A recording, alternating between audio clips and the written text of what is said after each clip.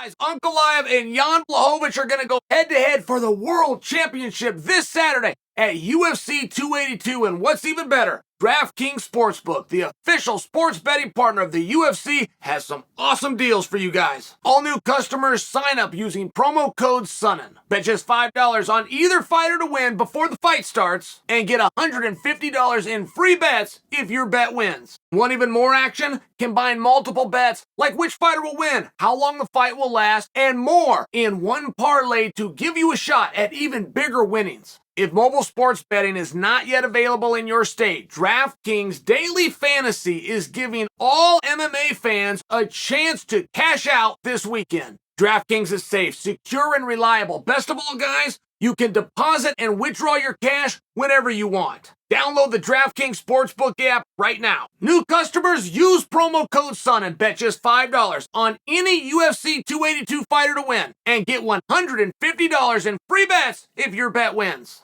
That's promo code SON and only at DraftKings Sportsbook, the official sports betting partner of UFC.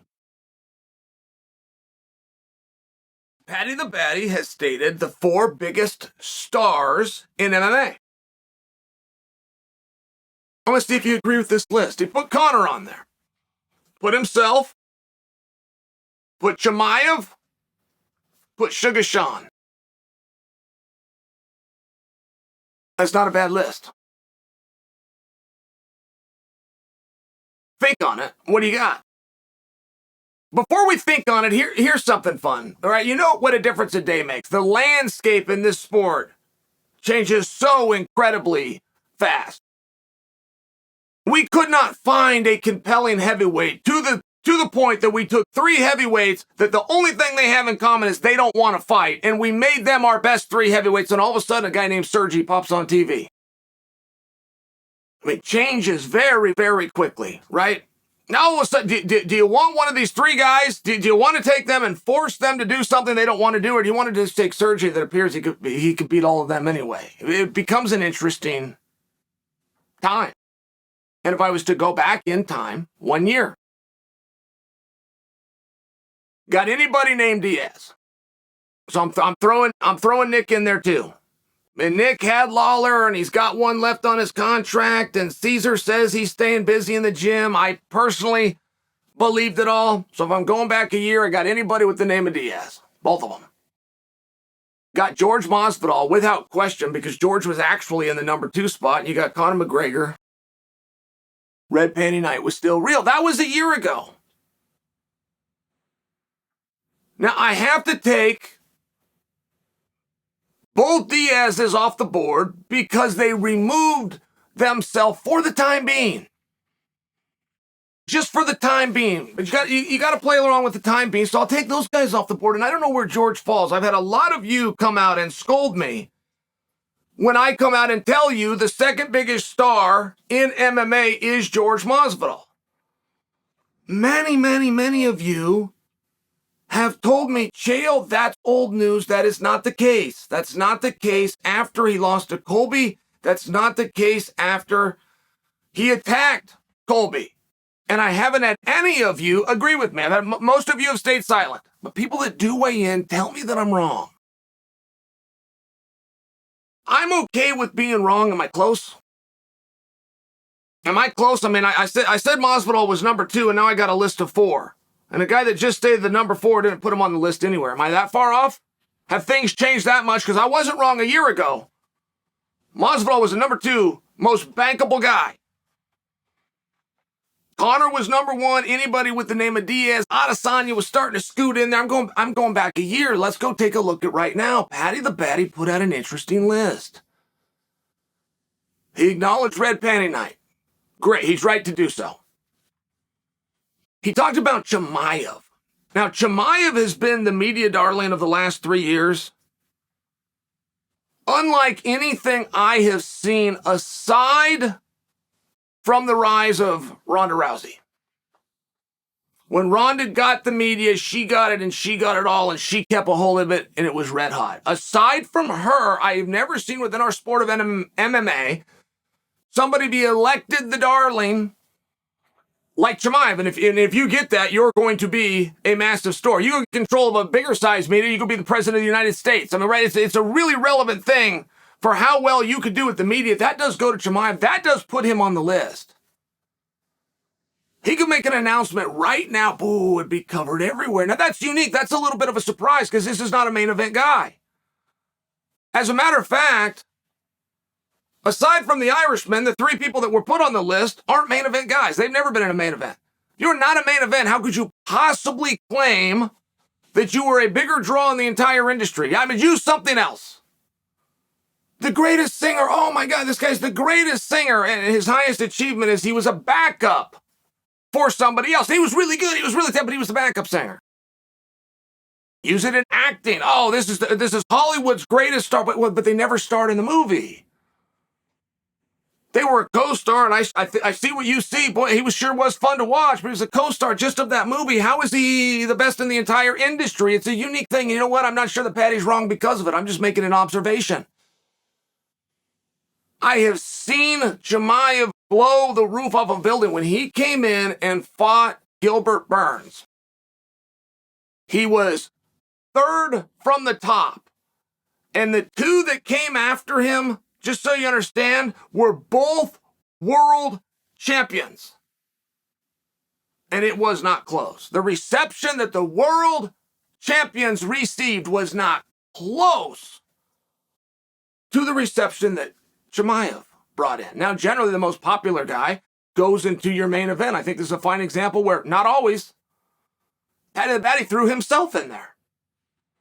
Well, I can tell you the last event that he did, and I'll fully admit for you that it was on home soil, but he was third from the top. And the next two fights that came out, including one within the heavyweight class that also had a guy on home soil, it wasn't even close to the reception. It went Paddy the Baddy.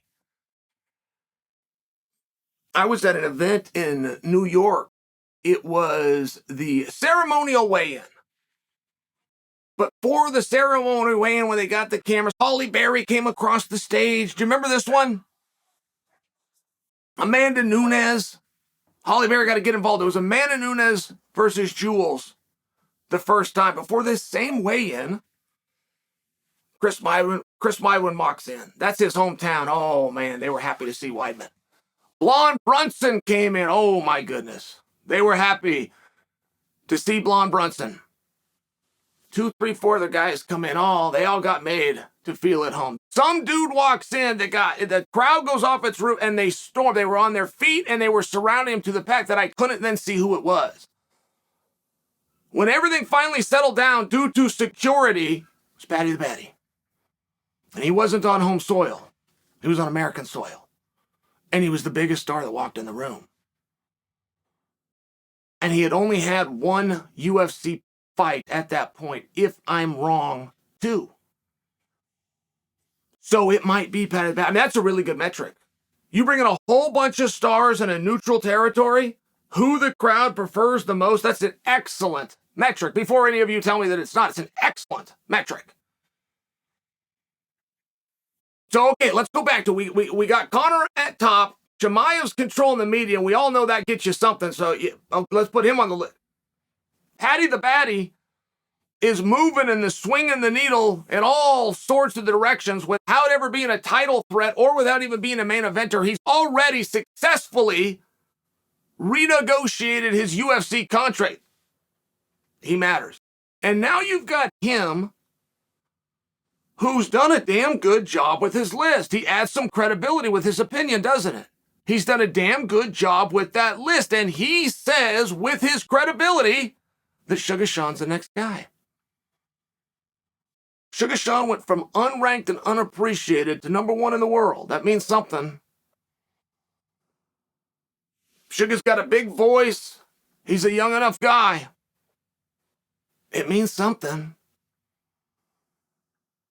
Sugar is a quick rising star and is the biggest star within that division. That's not the conversation we're having. That's all things that I would have sat down today and I would have known. I've regurgitated and said that to you guys before. I've never been forced into a position of naming the 4 biggest stars. Paddy has done it for us in this case. But Conor, he put himself, he put Chimaev, he put Sugar Sean. That's an interesting list. That would also mean that Masvidal's off the list. I will remind you guys, Colby is a big star. When Colby does an interview, you go check the numbers. They do big stuff. When Colby has a fight, he's made sure that he told everybody, and people tune in to see his fights. He hasn't fought in an arena that's anything less than sold out in a meaningful period of time.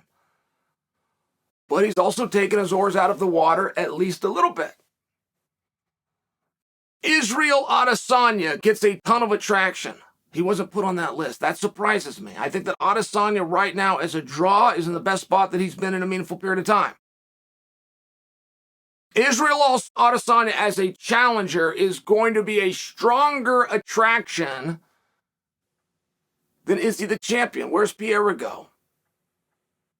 Up and coming, is he not there yet? I mean, I'm just making suggestions for you because I looked at Paddy's list and I did what I love to do when any of these young guys speak, which is to sit down and correct them. Do I have a correction to make? What do you guys think? So ultimately, it's your opinion. It's not what Paddy says, and it's not what I say. Numbers don't lie. I got a good, strong point